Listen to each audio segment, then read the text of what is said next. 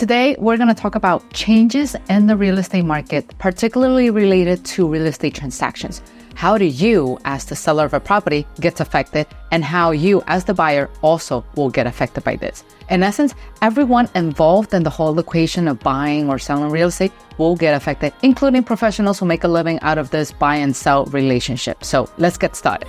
Now, to bring everyone up to speed, a couple of months ago, I released an episode talking about proposed changes that are going to impact the way commissions are charged in any real estate transaction. So today I have the latest update to what was covered in that episode. If you want to find out more about what was proposed in that video, feel free to check it out after you're done with this one. But if you're all caught up, great, you came to the right episode, because now we're going to go in details into those proposed changes. And we're also going to apply those proposed changes to real life examples to help you get a better understanding as to what is happening and how will you get affected, regardless of whether you're the buyer, the seller, or the real estate professional.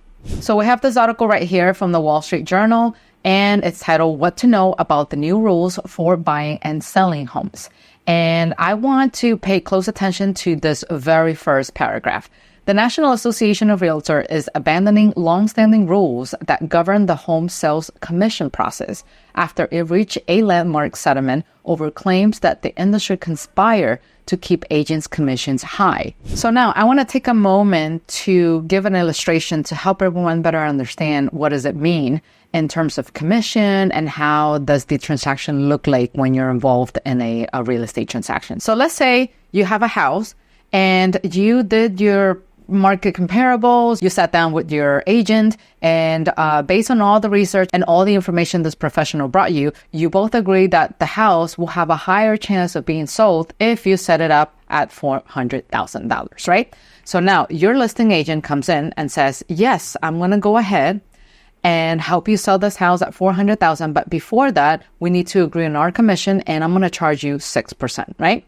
So for those who have not been involved in a real estate transaction, the way it works is that the listing agent represents the seller, right? And then on the other side of the equation, there's a buyer, someone who is going to come in and buy your property. And that buyer is represented by a buyer's agent, right? I know, very creative on the name. So you have a listing agent and then you have a buyer's agent. And typically what happened behind the scene is that this commission that you see here gets split, right? I'm not going to go into the intricacies as to how it's split. That's something outside of the topic, but let's assume for illustration purposes, we're going to keep it simple. The commissions are going to split 50-50. So you have out of the 6%, 3%, it's going to go to the listing agent, and then the remaining 3% is going to go to the buyer's agent. That's how things have been done historically. Now, I want to clarify something. This 6% here, it's not a market standard. Depending on the market that you are, the listing agent's commission tend to be somewhere between 5% to 6%. That's in my experience. If your market charges a different fee, feel free to let me know down in the comment section. I would love to learn about your market. Okay, so now that we're done with the breakdown, let's look into what's changing. So we're going to start with home buyers, what's changing for home buyers and also their buyer's agent. And then we're going to move on to what's going to change for the sellers, right? And so first things first, we have here under the home buying section that under the current rules, buyers typically don't pay their own agents out of pocket. Going forward, under the new system, buyers might have to foot the bill if they want an agent to represent them. Now, I want to make a pause here and I want to go back to the tablet because I don't necessarily agree with the statement that has been made here. So what the recent paragraph said is that typically the buyers don't necessarily pay for the commissions because everything comes out of the seller. That's not necessarily correct because the way it works is that the seller needs money to pay the commission. And where is that money coming from? That money is actually coming from the buyers, right? Because they're the ones securing financing. So the way it works is that, let's say you make it all the way to closing and then you have this property for $400,000. And then 6% of that commission is $24,000, right? And so what it looks like is that out of this 24, the seller will get a net of $376,000, right? Because it looks like the seller is the one fronting this $24,000, which in essence is going to go here and in essence is going to go here. But once again, like I said, that's what it seems like. at the beginning, but remember that the price it's built in, including the fee. So it doesn't necessarily mean it's coming out from the seller. I say that this commission is coming out of both parties because yes, the seller is fronting the money over here with the money that he or she is receiving on the sale. But guess who's giving the money here? Who's securing that financing? That's the buyer. So one way or the other, the buyer is in fact paying for that commission as well because it gets built into the price. If you're liking the content so far, remember to hit the like button right here at the bottom. And if you happen to know someone who needs this kind of information, feel free to share this video with them to help them out. So I just wanted to make sure I expressed my opinion right there because I don't necessarily agree with it, but maybe you do agree with it. And if you do, please let me know your rationale down in the comments. Now, moving on with this article, starting in the summer, the new rules will require most home buyers to sign agreements detailing how much their agents will be paid for their services. If home sellers are unwilling to cover the cost of the buyer's agent, these agreements will likely require the buyer to pay the agent directly. Agents representing buyers will have a wide latitude over how to charge their clients, some billed at hourly rates, while others may ask for flat fees for their services. That stands to save home buyers thousands of dollars if those rates are lower than the 2.5 to 3% of the purchase price that buyers' agents are usually paid today. Now, the question here is it really going to be cheaper? I don't necessarily agree with that. And here's why. So once again, what this article is saying that the portion that supposedly will go to the buyer's agent can actually decrease, meaning that the buyer's agent will no longer receive 2.5 to 3% commission because the seller wouldn't have to pay that anymore. And instead, the buyer's agent will get the liberty to choose whether he or she wants to charge a flat fee or an hourly rate. So you see, when you look at this, whether it's a flat fee or an hourly rate, I already see a problem here.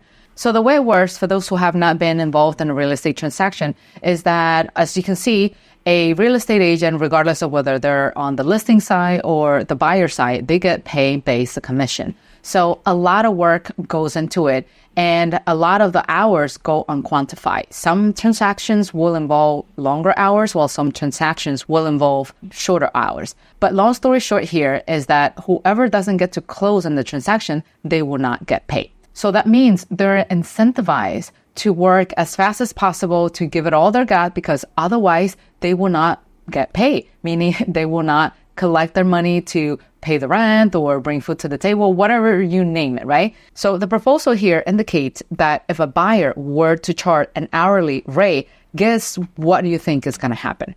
I mean, depending on the ethics of that professional, they could charge an hourly rate for I don't know how many hours. Does that involve that transaction is going to take that long? Probably not. Probably yes. It all depends on who you're working with, right? If you have a really good agent that knows what he or she is doing and they know the markets in and out, you most likely could save some money on the hourly rates. But what if you're dealing with someone who has no experience whatsoever, right? Or if you happen to be a first-time home buyer who has never done this before, so the educational component will also lend itself for the realtor to want to charge you more hours because now they have to invest more of their time to educate you. So it's not just a matter of finding you the house, but also getting you ready so that you can qualify for the house and buy the right house for you. The same thing goes for a flat fee. I mean, if they are getting paid a flat fee, what's their incentive to really move things along because they're already getting paid, right? So in essence, the person that's really suffering here is actually the buyer. Because when you think of it, who do you think tends to need a realtor, right? So the law doesn't force people to use a listing agent to sell their house, right? If you own a house, you can sell a house on your own. That's true. But if you're going to sell a house on your own, you need to know everything that's going on related to the sales of your house. You need to know what the comparables of your area are. You need to be willing to take time out of your busy schedule to take phone calls. You need to take time to answer questions. You also need to take time to do the showings of your property. You also need to understand how to negotiate. You need to also understand anything that's related to contract, depending on the state that you're in. Some states allow realtors to use a standard contract or a standard agreement, and they can go ahead and fill it. And some others don't allow that, like in New York City, where you will need to have an attorney draft the contract for you, right? But long story short, all of that requires knowledge and time. And if you don't have that, you're actually better off with an agent. Same thing goes for the buyer side. If you're brand new and you don't know what to expect, you are most likely better off to use an agent to represent you and guide you along the way. Now, is it required? Do you have to use a buyer agent to buy a property? No, you don't. In fact, when I started, my very first property was purchased with the help of a real estate agent because that person guided me with everything that I needed to know to move things along. Fast forward a couple of years and doing multiple transactions of buy and sell here and there, year over year, sometimes even multiple transactions of buy and sell during the year, I no longer need a real estate professional to represent me on the purchase side of things because I already know what to expect. But let's face it, the majority of people are not necessarily real estate investors like me. The majority of people want to buy their first home or they want to buy their next home. So chances are you are either brand new into the equation and you don't know anything about the entire real estate transaction and you need guidance along the way in terms of what to expect, the documents, what type of offer you have to put in. Do you put it exactly at the market price? Do you bring it in a little lower? Do you bring it in a little higher? You don't know about any of this stuff if you don't have any experience. And if you, let's say, happen to be a homeowner who's already bought a house and now 10 years later you want to buy another house, chances are you might not remember exactly what happened 10 years ago, which more or less indicates that you will need the help of that real estate professional again. So it is highly advisable that you leverage the expertise of someone because it's going to make your life easier. Some people might think that, oh, I'm saving on commissions, but remember, time equals money. So if you want to save on that commission and you don't understand what you're doing and you go blindly into that whole offer of buying and negotiating a property, you could lose the property. You could lose the home of your dreams just because you didn't know how to price the offer correctly. Or let's say you did get your offer accepted. Congratulations, right? But what happens next, right? What documents did you need to gather? What's everything that you need to do? Do you need to do an inspection? Do you need to do an appraisal? How do you contact the lender? How do you communicate with the lender? What if you want to negotiate some other things? What if you want to have some things added, some things removed from whatever the seller is offering? So all of that requires the help of a professional if you don't know exactly what you're doing. So when you package all those little things together, I mean, they're little, but in reality, they're not so little. When you add the negotiation, the back and forth, a little bit of this and a little bit of that, all of that, it's going to continue to add up on the hourly rate. So in the end, everything might come up to be more expensive than just paying the commission. And that's assuming you're moving things along, because if things fall through the crack and you are unable to secure all that documentation that is needed, you could eventually lose the house, and you lose the house and the seller lost their time, and you could possibly lose your deposit, your earnest money. So once again, things are not as black and white as they might seem to be, or they're not as simple as they're proposing it to be. So now back to the article, and let's see what's changing for the sellers. If commission decline, as analysts expect under the new system, sellers will save money. A seller who pays a 6% commission on a $400,000 home will be paying out $24,000. Under the new rules, seller might only pay their own agents, or they might pay a lower amount to a buyer's agent. Either way, they could save thousands of dollars on a sale of a home on that price point.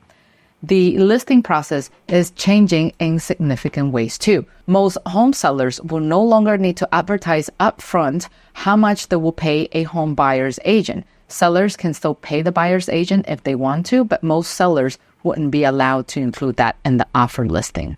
So in essence, what this means is that this number is actually going to go down. So if the seller doesn't have to worry about paying that commission that's going to go to the buyer's agent, you could say that ensure that commission was actually reduced, right? From 24 to 12%, because now he's only responsible for paying a 3%, which means that he will net a higher amount, which is $388,000. But once again, is it really worth it? Like, is he truly making more money, right? Because once again, not everything is black and white, as not everything is the way it looks on paper, because in practice it's different. Once again, let's think about this. Okay, the seller is paying less than commission, but now he or she has the choice to not pay the agent, quote unquote, right? And we've all seen that in reality, it's not just the seller who pays the buyer's agent. The buyer also pays it, but in the right way. So let's say the commissions are in fact reduced and now he only pays the listing agent. So once again, we talk about the issue of whether a buyer can come into the market on his own, on her own, and decide to buy and venture into the whole real estate transaction on their own. Well, the whole transaction may take longer to seal, right? Because now we're dealing with someone who doesn't have the experience. On average, when a property goes into a market, it takes an average of 30 to 45 days to close. That's usually the average. Now, if you're dealing with someone who's incompetent, that transaction could take up to 90 days, sometimes to even 120 days. And in worst cases, you might lose the entire deal altogether. So when you think about it that way, let's say a transaction is taking 120 days for you to sell when you could have sold that property in 30 to 45 days. Guess what's going to happen to the seller? The seller is going to have to pay for additional maintenance costs, is going to have to pay for grass cutting if they're selling a single family home with a nice yard. They're going to have to pay for more property taxes. They're going to have to pay for more electricity because the house needs to have electricity. Otherwise, how are you going to show it, right? Like, you're not going to feature like the beautiful kitchen counters that you have if everything is dark on the inside, right? So you need to make sure that you have the right utilities on so that you can create that nice experience for the buyer to come in. So long story short, don't be fooled by the simple number that you see here on the screen because a lot more goes into it that is not necessarily put on paper. Now, to address the second point, and where the seller have to advertise the fees up front, from experience, this never got advertised to me. I mean, this commission split process that you see here is usually taken care of behind the scene. So typically in my conversations, when I come in and I talk to my listing agent, all they say to me is, hey, if you're selling your property for $400,000, I'm going to charge you a 6% commission. And then whatever way he or she decides to split that commission with the buyer's agent, that's something that happens on their own. They don't necessarily have to tell me. And I certainly don't care as long as my property gets sold, right? So what's going to happen now with all of this disclosure thing is that I anticipate more and more confusion coming along the way because, like I said, this is not something that people were aware of as to how that commission split take place. And they're going to try to want to negotiate and bring down every single little percentage here or there. And if you happen to be familiar with the way things have always been done, I personally, because I understand how things were done in the past, I typically did not care as long as that transaction closed and I was able to get my money for the sales of my property, or I was able to close on the property that I was looking to close on, because at the end of the day, everyone's time is valuable and everyone's time has a fee. If you want quality, typically you will have to pay more. If you don't care about quality, then just remember that there's always a trade-off, and that trade-off is time, and time equals money loss as well. That's just simply my point of view. Now, if you have a different opinion, feel free to let me know down in the comment section because I would love to read what you have to say. Now, moving along with the article, and let's get to when will these changes go into effect. So according to what we see here, NAR agreed as part of a $418 million legal settlement to implement these changes by mid-July. So mid-July, this is when you can expect things to happen, even if the settlement isn't approved by a federal court. What does it mean? That means that things can still change at the end of the day. That means that these are the changes that they're proposing right now because they're getting a lot of heat. NARS is getting a lot of lawsuits still coming their way. And they chose to settle because maybe it's cheaper, maybe it's less dramatic, maybe they don't want to go bankrupt. I don't know. But just bear in mind that these are the updates as of now. It doesn't necessarily mean that they will stay the same by mid-July. They might be able to appeal some of the proposed changes. So all we have to do is just to stay in tune and see what happens down the road. So it was nice seeing you today, and I will see you in the next video. Take care. Bye-bye.